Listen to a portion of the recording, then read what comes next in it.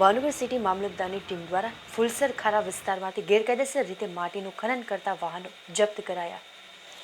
મળતી વિગતો અનુસાર ભાવનગર સિટી મામલતદારની ટીમ ભાવનગરના ફુલસર વિસ્તારમાં પેટ્રોલિંગમાં હતા તે દરમિયાન મળેલ બાતમીના આધારે શહેરના ફુલસરના ખારા વિસ્તારમાં ગેરકાયદેસર રીતે માટીનું ખનન કરતા 2 ડમ્પર અને એક જેસીબી મશીનને જપ્ત કરી લીધા હતા અને તેમની સામે કાયદેસરની કાર્યવાહી હાથ ધરી હતી.